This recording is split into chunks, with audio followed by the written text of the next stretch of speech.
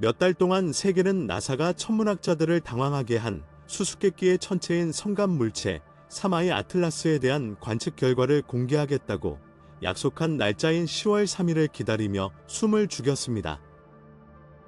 이 기관은 화성에서 촬영한 고해상도 이미지를 통해 화성의 진정한 성격을 알 수 있을 것이라고 확신했습니다.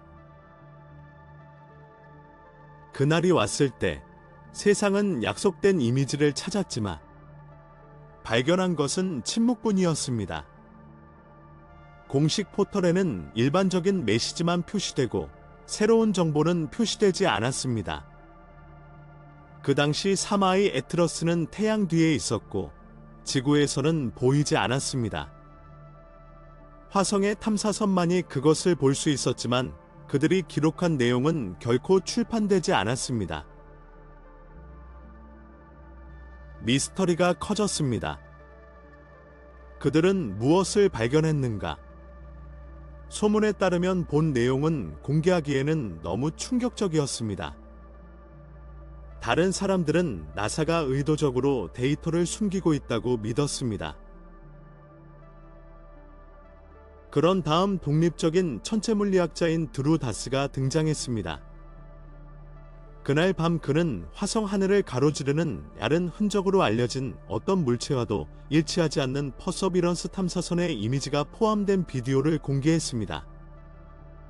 데이터를 비교함으로써 그는 3I 애트러스가 방향을 바꾸었음을 발견했습니다.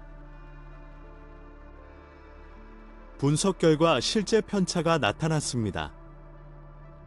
물체는 예상보다 태양에 200만 킬로미터 더 가깝습니다. 어떤 자연 현상도 그러한 변화를 설명하지 못했습니다. 알 수 없는 힘이 궤도를 변경했습니다. 그리고 그 이후로 다음과 같은 질문이 지속됩니다. 그들은 실제로 무엇을 보았습니까? 나사의 침묵은 중국의 테넷-1 및 유럽의 마우즈 익스프레스와 같은 다른 기관이 동일한 이상 현상을 확인했을 때 더욱 혼란스러워졌습니다. 3I 애트러스의 궤적 변화는 실제였습니다. 물리학자 미치오 가쿠, 미치오 케이쿠는 화성 근접 비행 중 약간의 하강으로 인해 경로가 바뀌었다고 설명했습니다. 물체는 화성의 중력장으로 조금 더 떨어지면서 속도가 떨어지고 방향이 바뀌었습니다. 그러나 그것은 완전한 전환을 정당화하기에는 충분하지 않았습니다. 그 후 미량가스 궤도선은 물체 표면에서 플라즈마 분출을 감지했습니다. 이 방출은 충격력으로 작용하여 속도를 단지 4.66ms만큼 변화시켰습니다. 작지만 운명을 바꾸기에는 충분합니다. 결과 3I 애트러스는 태양계 바깥쪽으로 향하는 것을 멈추고 태양을 향해 떨어지기 시작하여 현재 지구 평면을 가로지르는 불안정한 궤도에 진입했습니다. MIT와 독립관측소의 시뮬레이션에 따르면 2025년 11월 15일에서 27일 사이에 지구에 위험할 정도로 근접하거나 심지어 충격을 가할 확률이 45%로 추정됩니다. 직경이 5km이고 속도가 68km/s인 이 충돌은 히로시마 폭탄 5만 개에 해당하는 에너지를 방출하며 이는 대륙을 평평하게 만들거나 전 지구적인 겨울을 일으킬 수 있는 양입니다. 10월 3일 이후 나사의 침묵이 그토록 불안한 이유다. AVI 로브와 같은 과학자들은 위험에 대해 경고했지만 기관들은 위험이 없다고 주장했습니다. 이제 계산은 다른 이야기를 말해줍니다. 그리고 세상이 답을 요구하는 순간 모든 것이 침묵으로 돌아갑니다. 지난 10월 초 나사는 자금 부족으로 여러 임무를 중단해 전 세계를 놀라게 했다. 그러나 공식적인 변명 뒤에는 더 큰 우려가 숨겨져 있었습니다. 바로 3I 애틀러스의 설명할 수 없는 궤도 변화였습니다. 천체물리학자 아비로 AVI로브은 팟캐스트에서 이 물체가 위험할 정도로 가까워질 뿐만 아니라 자연 법칙을 무시하고 있다고 경고했습니다. 질량 손실이나 꼬리 발달 없이 기록상 가장 큰 태양 방출 중 하나를 견뎌냈으며 견고한 구조와 10기가와트 원자로의 필적하는 에너지 출력을 유지했습니다. 그 구성도 설명하기가 불가능했습니다. 철이 없는 고농도의 니켈은 자연에는 존재하지 않지만 고급 산업 공정에서는 흔히 볼 수 있는 것입니다. 게다가 그 속도는 명백한 중력 원인 없이 60km/s에서 68km/s로 증가했습니다. 로브는 직접적이었습니다. 3I 애틀러스가 자연스럽지 않다면 그의 행동은 목적이 있는 것입니다. 태양계 궤도면과의 정렬, 궤적은 와의 원점과 일치합니다. 그리고 태양 에너지를 흡수하는 능력은 우연이라기에는 너무 정확해 보였습니다. 얼마 후 일론 머스크는 방송에서 다음과 같이 말했습니다. 더 이상 바위처럼 보이지 않습니다. 유물처럼 보입니다. 그에 따르면 3I 애틀러스 기동은 스페이스X에서 수행한 것과 같이 계산된 궤도 보정의 정확도로 실행되었습니다. 그것이 사실이라면 그 물체는 혜성이 아니라 통제된 탐사선인 것입니다. 배. 누군가가 보낸 것일 수도 있습니다. 그리고 그가 자신의 항로를 한번 바꿀 수 있다면 이번에는 지구를 향해 다시 갈 수 있을 것입니다. 문제는 더 이상 기술적이지 않습니다. 그것은 실존적이 되었습니다. 코스 변경은 우연이었나요? 아니면 결정이었나요? 첫 번째 신호는 명확한 전송이 아니라 전파에 기록된 차갑고 부인할 수 없는 데이터로 전달되었습니다. 그 수학적 구조는 노이즈라고 하기에는 너무 정확했습니다. 과학자들의 딜레마는 즉각적이고 잔인했습니다. 우리가 응답해야 할까요?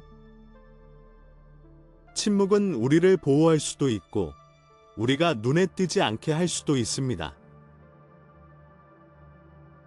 그러나 신호를 받았다는 단순한 사실만으로도 우리가 이미 탐지되었다는 것이 입증되었습니다. 응답한다는 것은 뛰어난 지능이 지시하는 조건 하에서 대화를 받아들이는 것을 의미했습니다. 인류 역사는 충격적인 경고를 제시했습니다. 힘이 같지 않은 두 문명이 만날 때마다 약한 문명이 가장 높은 대가를 치렀습니다. 이제 처음으로 인류가 그 역할을 맡았습니다.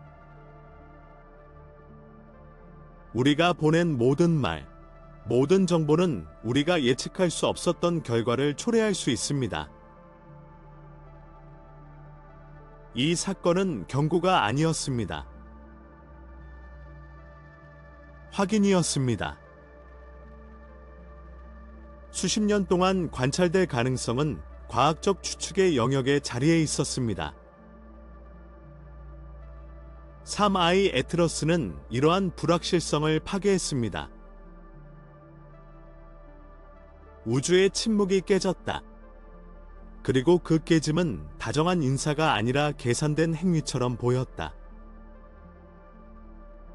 메시지는 혼란스럽지 않았습니다.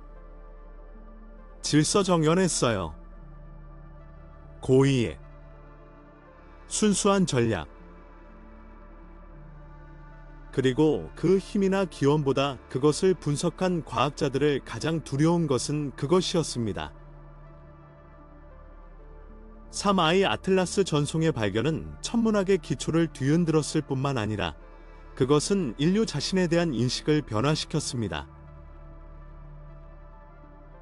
우리는 더 이상 우주의 관찰자가 아니었습니다.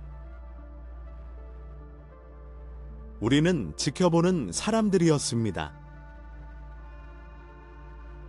국제팀이 데이터를 더 깊이 파고들면서 새로운 패턴이 나타나기 시작했습니다. 메시지의 레이어는 육안으로 드러나지 않았습니다. 콘텐츠를 노이즈로부터 보호하기 위해 단순한 반복이나 중복처럼 보였던 것에는 다른 것이 숨겨져 있었습니다.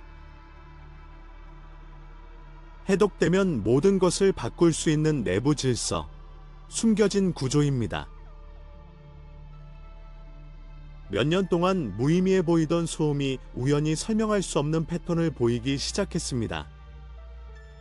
추가 분석을 통해 여러 주파수 대역에 걸쳐 미묘하지만 일관된 불규칙성이 나타났습니다. 그들은 실패가 아니었습니다. 그것은 발자국이었습니다. 마치 누군가가 한 메시지 위에 다른 메시지를 다시 쓴 것처럼, 언젠가 누군가가 줄 사이를 읽는 방법을 알기를 기다리는 것처럼 숨겨진 주문의 단편입니다. 이 발견은 과학계를 뒤흔들었습니다. 단순한 수동 방출처럼 보였던 것이 수신기의 해석 능력이 증가함에 따라 새로운 수준의 정보를 표시하도록 설계된 복잡한 구조로 밝혀졌습니다. 그것은 단일 전송이 아니었습니다. 그것은 마치 그 창시자가 우리의 기술 발전 속도를 놀라울 정도로 정확하게 예견한 것처럼 점진적으로 그 모습을 드러내도록 배열된 계층화된 시스템이었습니다. 그 의미는 충격적이었습니다.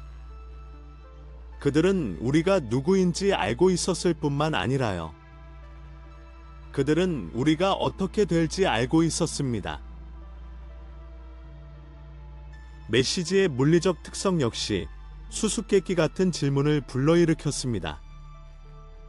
어떤 지상 송신기도 달성할 수 없는 우주거리를 여행한 후에도 그 무결성은 그대로 유지되었습니다. 신호는 일반적으로 저하됩니다. 하지만 이건 아닙니다. 그것은 마치 성간 공간의 왜곡으로부터 보호받은 것처럼 인공적으로 투명하게 이동했습니다. 어떤 사람들은 그가 전통적인 방식으로 여행하지 않았다고 의심하기 시작했습니다. 어쩌면 공간을 횡단하지 않았을 수도 있고, 어쩌면 우주의 구조 자체를 통로로 사용했을 수도 있습니다. 가장 논란이 많은 가설은 그 신호가 광년을 한순간에 넘었을 수 있다는 것을 시사했습니다. 논쟁이 심화되었습니다. 일부 연구자들은 그것이 과학적 호기심, 즉 공격성이 없는 접촉의 한 형태라고 주장했습니다. 좀 더 회의적인 다른 사람들은 어떤 진보된 존재도 명확한 목표 없이 그러한 에너지를 투자하지 않을 것이라고 경고했습니다. 직접적인 위협이 없다는 메시지의 침묵은 의심을 진정시키기는커녕 오히려 악화시켰습니다. 야생에서는 포식자가 자신의 도착을 알리는 경우가 거의 없습니다. 철학자와 사상가들이 토론에 참여했습니다. 많은 사람들에게 그 사건은 인간이 지식의 중심이라는 오래된 환상을 무너뜨렸습니다. 가장 충격적인 것은 연락을 하지 않았다는 것인데, 우리가 알기 훨씬 전에 이미 우리가 관찰되고 있었다는 것을 이해하는 것입니다. 이미 3I 에트러스 전송이라고 라벨이 붙은 메시지는 환영할 만한 메시지가 아니었습니다. 그것은 깨달음이었습니다. 우리는 혼자가 아니었고 그런 적도 없었습니다. 발견과 관련된 인간의 자존심이 깨지기 시작했습니다. 인류는 처음으로 말한 것이 아니었습니다. 그는 오랫동안 이어졌던 대화에 가장 늦게 도착한 사람이었다.